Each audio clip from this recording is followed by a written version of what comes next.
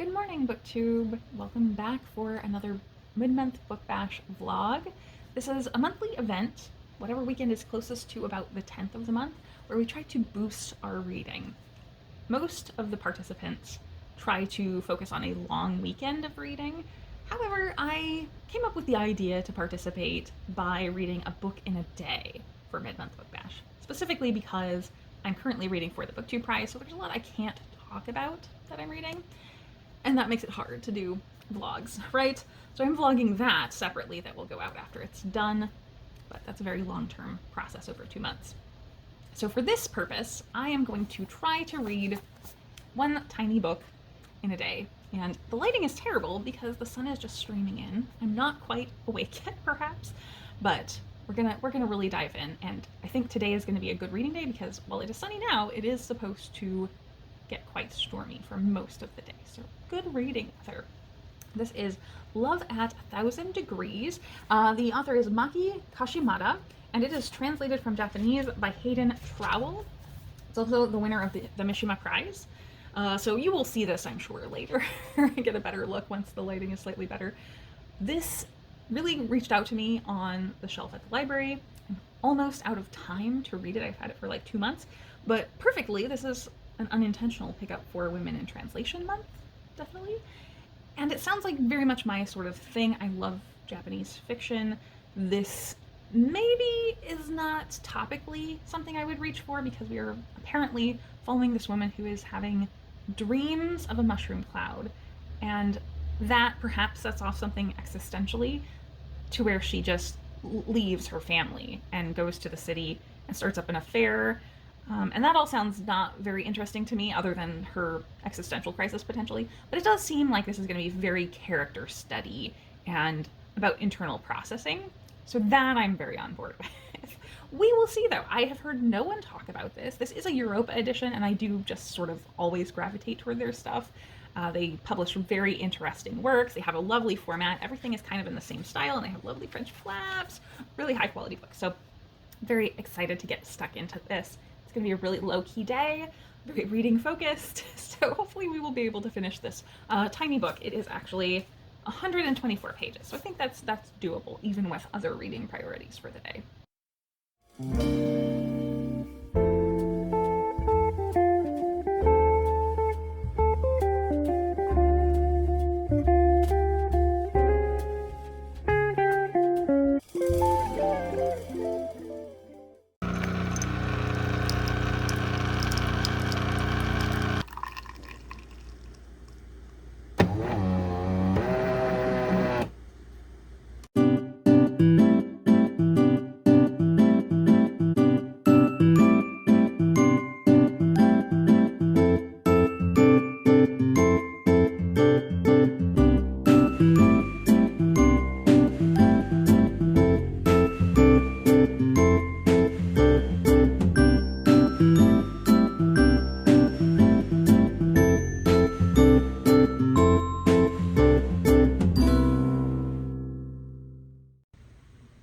The woman stared into the confusion.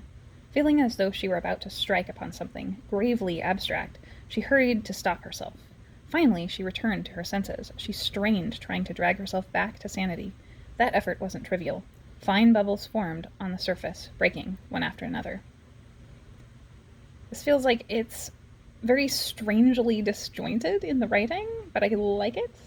It has that kind of typical Japanese detachment, but she's making curry for her child, and through this section it brings up the idea of the curry being so hot and cooking away the potatoes and onions, and they dissolve, and the child is so young that they're asking kind of strange questions, including if a human gets so hot, will they disappear? And so I think that is the reference to the title of this story, is the idea that under heat and pressure, this woman is going to sort of lose herself. So that's interesting. It's feeling very philosophical in the first few pages, and it has actually made references to the Bible, which is a little unexpected. So interesting stuff so far.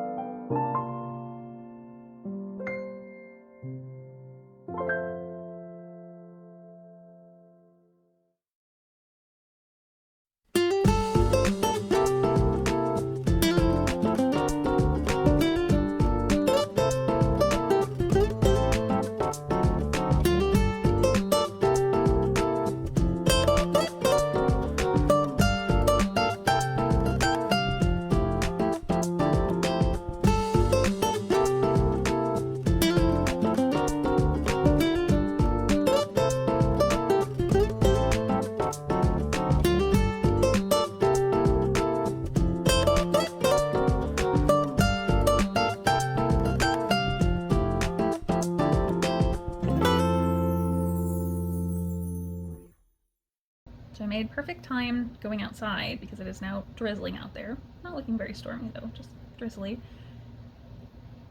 I'm back into reading, and in the second half, why do so many Japanese novels go to incest?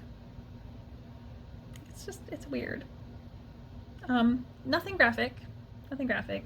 Our main character, she's never named. She's just a woman or housewife.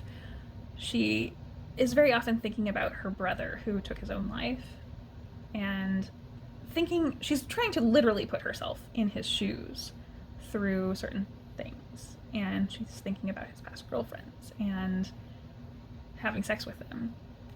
And then she's thinking of how she and her brother would fit together perfectly if they did. Like, who has that thought? That's not a thing you think about. So I finished Love at 6,000 Degrees. It was okay. A little aggressively okay. I didn't really like it. I didn't dislike it. Middle of the road. This was exactly what I thought. We have a woman who decides to leave her kid with a neighbor one day and abruptly abandon her husband and child, basically. Her husband, who loves her very much, and she's a little annoyed at how much he loves her and tries to treat her special. And so she packs up, takes off to the city to stay in a hotel, and as soon as she gets into the hotel, pretty much, she meets a young man there. They spend a couple days just holed up in the hotel, and they have sex, and occasionally leave to go eat and drink. And otherwise, in between, they are having these really heady conversations, following multiple sort of threads of topics. We do also switch occasionally from mainly third person to first person. That's when the woman is thinking about her mother and her brother, or remembering stories from their life in the past. Her mother seems quite abusive and only loved her brother and really mistreated the woman. And her brother obviously suffered with bouts of mental illness and leading up to his taking his own life. So the two of them have such an interesting relationship because she clearly loves her brother, but he's not always together. And her mother is constantly a wedge between them, it seems like, where the siblings have such a loving relationship. So I think that had a good impact, but I don't see how it really tied in with any of the philosophizing, except maybe one minor way. And I didn't really get how the other two tied in that we had sort of biblical stories that I talked about earlier, the story of the woman at the well. And this woman is a Samaritan who is viewed as a foreigner and outsider. Interestingly, the woman saw the young man as kind of a white person and thought he was a foreigner when she met him, and only to find out he's Russian and Japanese and native to Japan, was born there. And so she kind of had that perception. So I wonder if they're playing with that, linking the biblical story of this foreigner to her perception of this guy incorrectly, and that being a misconception. And then we tie a lot of the biblical stuff, talking about the history of the church, rituals and traditions, that sort of thing, technicalities. That's where they go with slightly less narrative biblical stuff and tie it into Russia with a lot of the Russian church. And then to Dostoevsky somehow. So they wind up comparing or linking all of this into Dostoevsky's The Idiot and Crime and Punishment, things that connect there with the church. It had nothing really to contribute to me learning anything from this, other than the author kind of came across a little pretentious. I think that the switches to first person from third person were really interesting because they kind of gave us emotion, but I don't feel like I got to know our main character really. She seemed very detached from everything throughout. She didn't connect with this young man that she's getting to know, supposedly. Like, they don't have any casual conversations. It's all this very high level stuff that they're talking about. And I don't know that either of them were fleshed out as a person to me at all. I think that there almost certainly is something there with the story of the woman at the well, the idea of thirst, and how we keep coming back to priests and saints in the biblical conversations, or church conversations rather, that they're talking about self-denial and sort of the ascetic practices of priests. And so I think that our main character very much went through not feeling her emotions and not grieving for her brother when he took his own life. And I think that she's been in sort of a self-denial of not letting herself feel that. So I think there's some of that on the page, but it's really hard to get there. And if that were much more forward in the story, I would have liked it a lot more. There was also the fact that, yeah, this was all about sex. It wasn't really sensual or sexy at all, though. And there's nothing graphic. And we also had some weird stuff about incest, as I said in one of the clips. So that didn't feel intimate either. So I don't feel like I got any level of intimacy, even though there was sex all over the place through this story. The thing I like the most out of this is probably something I'm reading into. And so I really think this could very well fit into the model where we have a woman writing, and she's writing in the style and not male gaze, but the perspective view that has been used many times by men authors in the past. And so I think that's possibly what this could be doing, because it feels very similar in the tone and the way it's really getting into that heady conversation and trying to be sort of pretentious. And at the same time, we have this age disparity going into a sort of sexual fugue. And so I do feel that follows some tradition, perhaps. And our character is a very flawed character and kind of unlikable. And we are only seeing women characters get to be that as a mainly modern thing. So I'm really curious if that stuff is actually the intent of the novel here.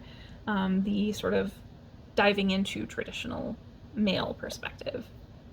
So if that's it, then I like this more than I think I did. But I'm probably just reading into it, as I said. So this was fine. I don't regret reading it because I do like to support Europa, but it didn't blow me away. It was okay. I'm glad I got it finished so I can return it to the library, and then I will be able to have all of my longtime holds off of my library card. And I will have everything in before it's due. So that is it for my mid-month book bash blog. Thank you so much for watching.